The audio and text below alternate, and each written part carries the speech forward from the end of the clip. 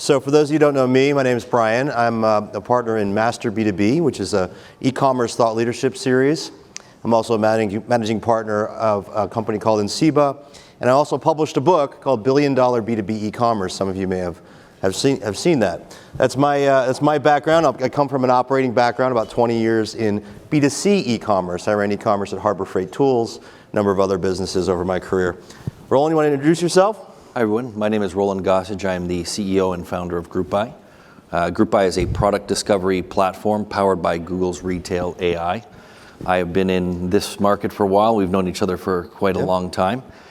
Started in the early 2000s and worked for a company called Endeca, which pioneered a lot of the early product discovery platform pieces. Obviously got bought by Oracle and decided I hadn't quite got to the promised land, and continued on the journey in a partnership with Google to solve putting the right product in front of the right user at the right moment, and been doing that ever since. Wonderful. Roland, I'm looking forward to our conversation. This is such a hot topic. AI has arrived, right?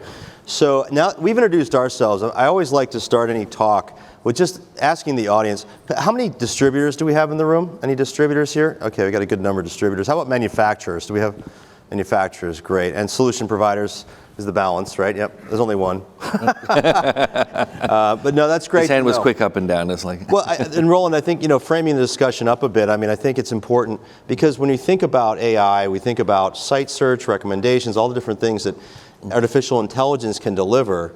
The implications can be different, whether it's a manufacturer, distributor, product counts, et cetera, have a big impact in some of these areas. But let's just start by setting the stage a little bit. Hopefully this clicker works. Let's see here. So, Amazon and Amazon Business, right? So, Amazon has been moving into the B2B field for quite some time now with Amazon Business since 2015.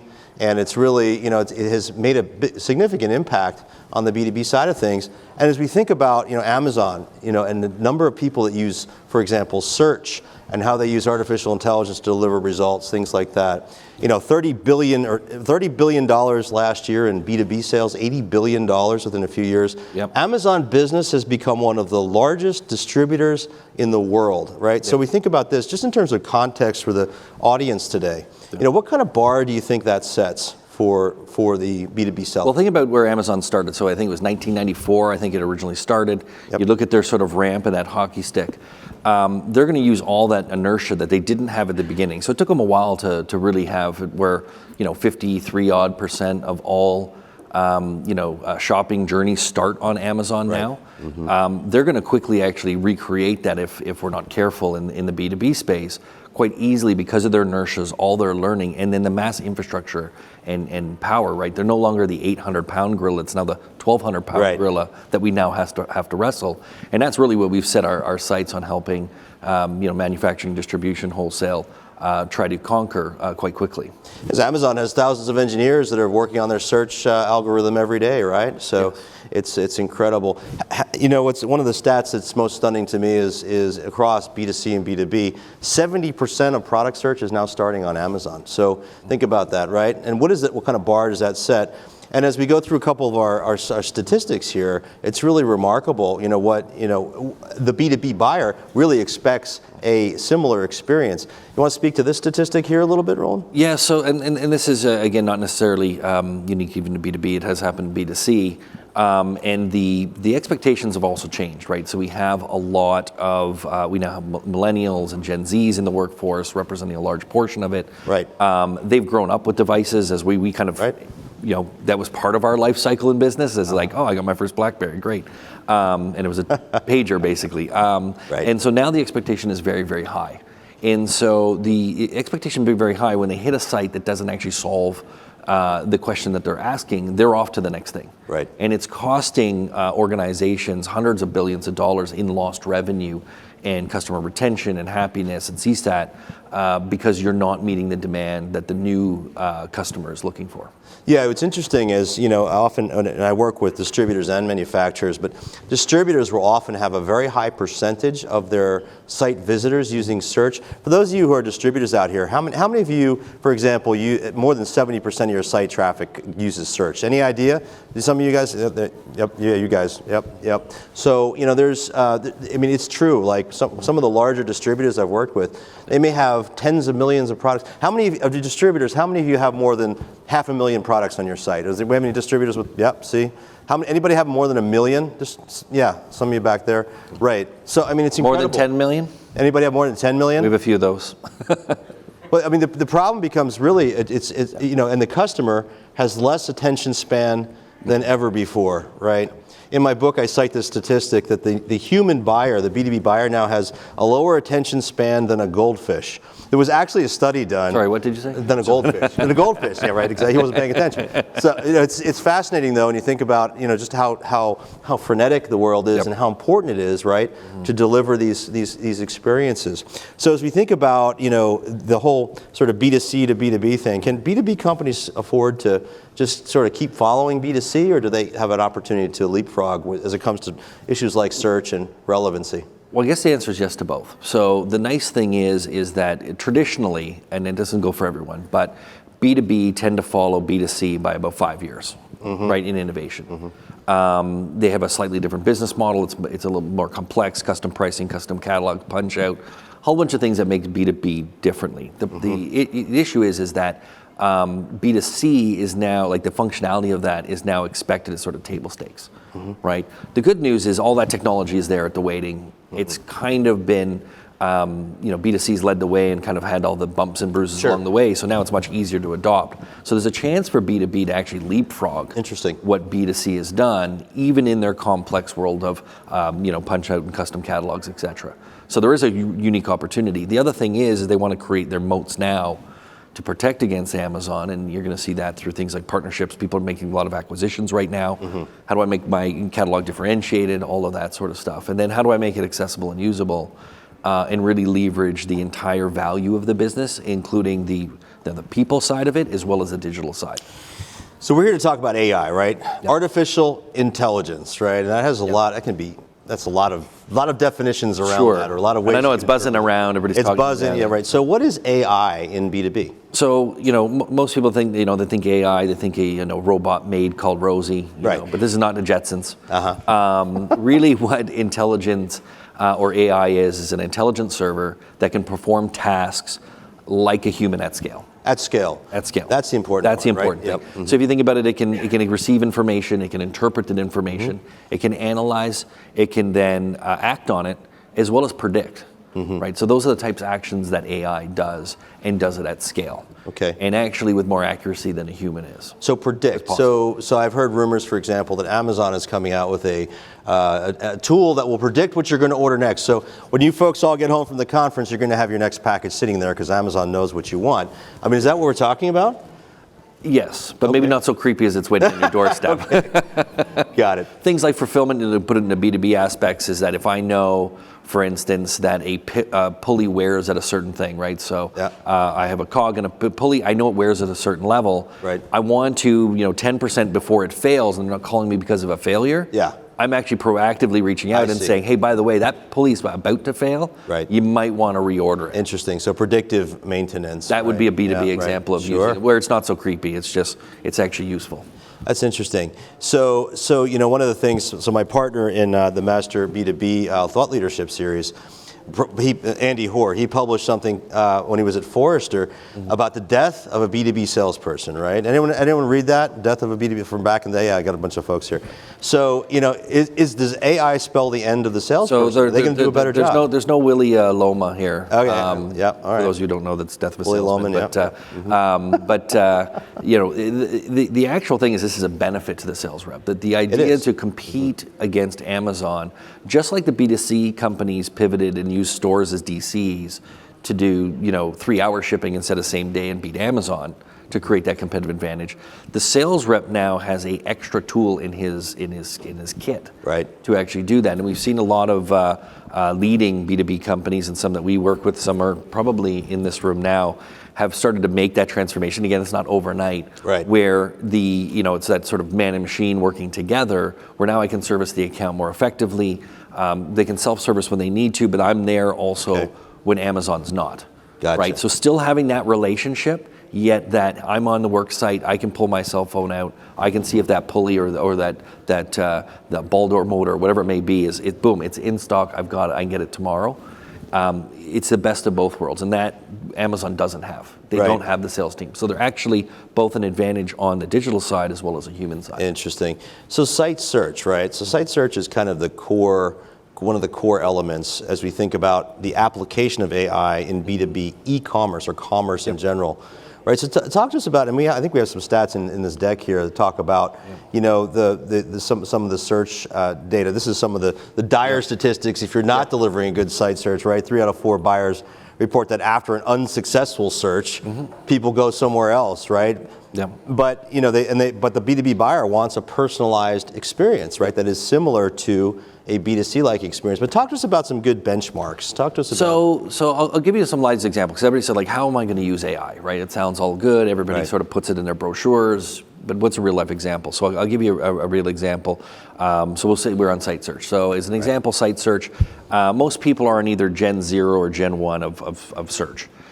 They probably use something like, traditionally, if you're still on an Endeca system, or maybe you're on a modern thing, some of the vendors, it's a Lucene-backed, either Solar or Elasticsearch. And what happens is that I've just had a meeting with the CTO of a large big box home improvement store. Okay. And they built their own. So they rolled their own, it was all good. It used that same sort of technology, had machine learning and AI in it. They had 25,000 human-made business rules. Wow. So that's human middleware, right? And then you got to think about, well, now I got to maintain them, I got to find them and update them, and then I got to create new ones. Well, in a given week, they see something like 5.2 million new searches. So how possibly, when you have all this, and the only way to solve a problem like that is machine learning. I see. Right, because it can create an infinite number of rules. It can learn when its rules don't perform. It can go back and find them and alter them and fix them again. And that's really what the promise of AI is going to do for the user experience on most B2B sites. So machine learning, particularly, and I asked the question earlier about how many of you are distributors, and I think the same thing could apply to manufacturers. Oh, yeah. But as your product count goes up, right, and you think about the search, I did some work recently with one of the largest healthcare distributors in the country, in the world, actually, and they're 73% of their site visitors are using search. Yep. Same thing on I think Amazon. I've seen the opposite, though. So when it doesn't work, by the way, so I don't know anybody's stats. I've walked into some B2B. They say, the business case for machine learning and stuff doesn't work. Only 5% of our users actually use search, because you've trained your user not to use that you're terrible at it, right. So they only navigate.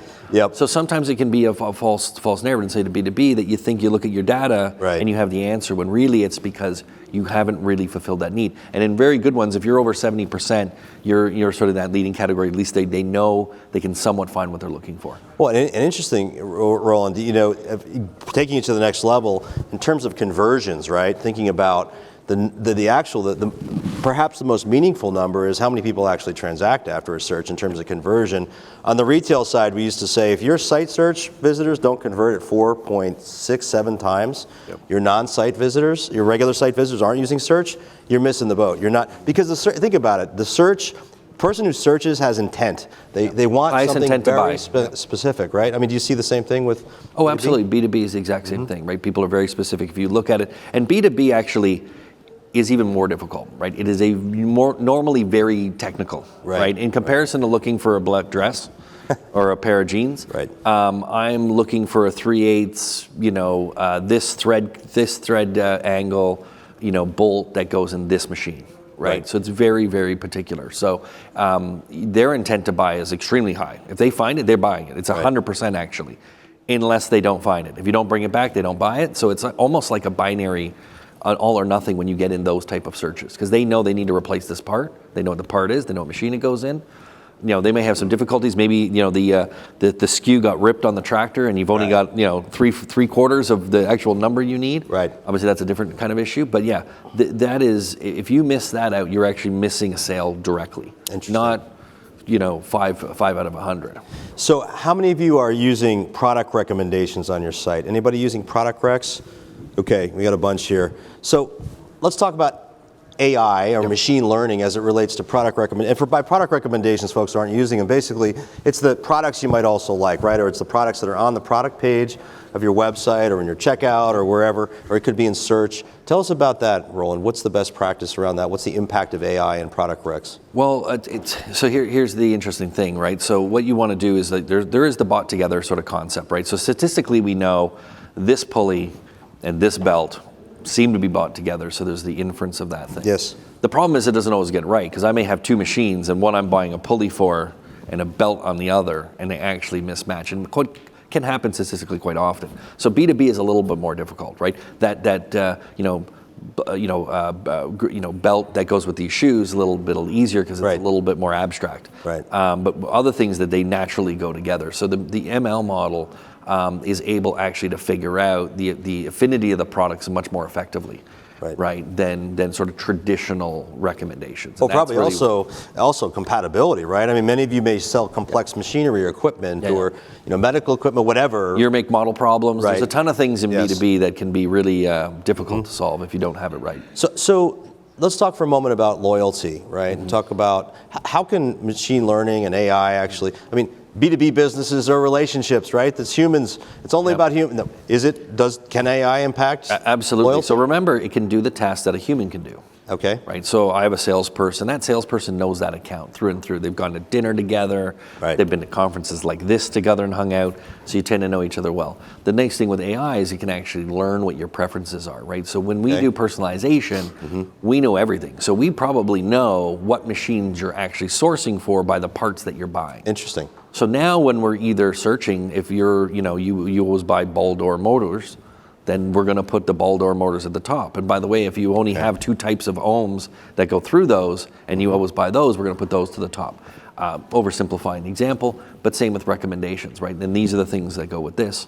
And the machine can see it because it sees every transaction millions of times over, and it gets better over time. Got it. So we just got a couple minutes left. I want to leave a minute or two for questions, but one final question for you. When you think about companies getting started, some of the companies here they may have a hard time with whatever data I hear often, right? That our data is not quite ready. What are the things you need to get started with an effort here? It's not just the AI tool, but it's things underneath it, right? People, data. Yeah, so I think the quick thing is that it's how do you eat an elephant? It's one bite at a time. You don't have to do a big bang and re-platform all the time. Pick where your problem is. So if you have a findability problem or a recommendations problem, or even just you want to make your searches you type better, you can start with something small, test it, get the win, and then kind of slowly decompress. Right, and that's obviously we're big proponents of headless. That's the whole nice with a headless platform is it can kind of slowly deconstruct it without this big bang.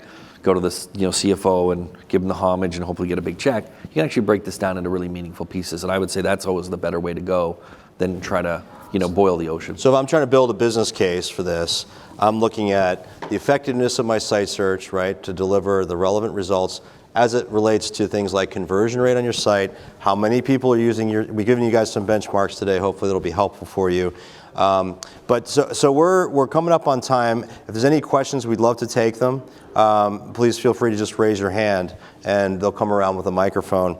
But in the meantime, just go ahead and raise your hands if you're interested, or you have something. But let's talk about what's next, right? For this, what do you see coming, Roland, in terms of AI for B2B? What do you think is the next step? Well, one is just even on the user experience going deeper, really understanding how price affects things. So we're building models around price. Yeah. Right, because when you put something, if you decrease its price, it has an immediate effect and then atrophies.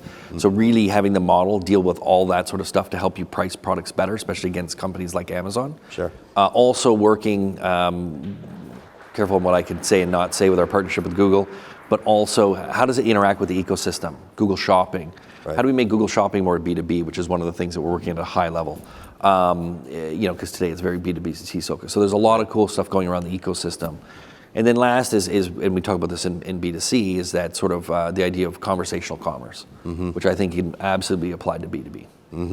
So define that real quick, because we have another second. That's the idea of using sort of AI and chat technology to actually, take almost like that human on the other end, but actually have an intelligent conversation. It's technical, it knows the answer, it can actually really answer the questions versus where's my order. Wow. Right. And you guys are partnered with Google, right? So you have a deep partnership with them around search technology. Yeah, we just co-launched actually a week ago and brought it to market, which is a retail AI platform in combination with the product discovery platform. Okay. And so it takes all of the learning and system of Google.com and Google Shopping. Yep. And applies all your personal data to it. It's one directional, so you get all the Google's goodness, all their 8 million synonyms, all that sort of stuff, all in a box and it learns over time. So as things happen in the World Wide Web, it will inherit that knowledge. Interesting. And so you can do cold start products. So if something's performing really well in the World Wide Web, you don't have to boost it as a merchant. It'll automatically find its own thing. So the idea of boost and burring and all of that human middleware, we're trying to get rid of. So you're taking the intelligence of Google and putting it on. So for those of you who use your search solution, you're getting the intelligence. You're getting of Google. the power of Google. Power of Google. Got it. Okay, we're just about up on time. So do we have one question? Go ahead.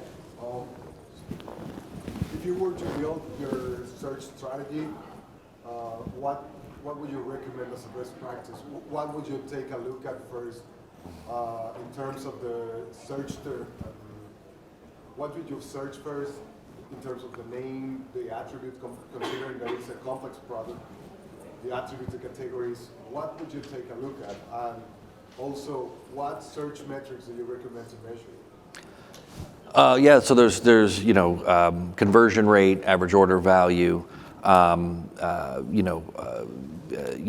revenue per visit. All of these sort of things are like sort of standards, but I would say a list of 10 that are important. And then the things that you want to look at is that you want to look at the search terms coming in because you want the voice of the customer. And then you look at the attribution, short description, long description, categorization, and then you see which ones are the high impact. Because if you put too many in, if you put everything in, you get noise, right? Because there's too many keywords and you'll end up with stuff. So it's really about doing that analysis up front, and that'll give you a head start. But happy to chat with you after and Thanks for your give you a little question. more detail than that. And we'll be in the back if you have if anyone else has any other questions. We're up on time. We'll be in the back of the hall, just outside the room. So thank you all for your time. Appreciate it.